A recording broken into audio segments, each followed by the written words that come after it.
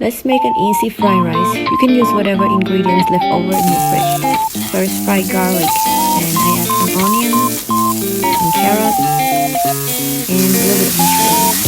You can add meat like minced pork or shrimp or chicken if you like.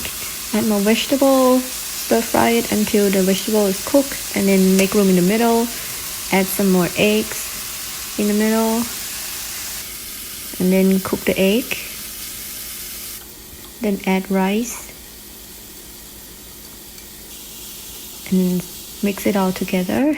Season with pepper, soy sauce, oyster sauce or mushroom sauce if you're vegetarian, and stir fry it, and it's done.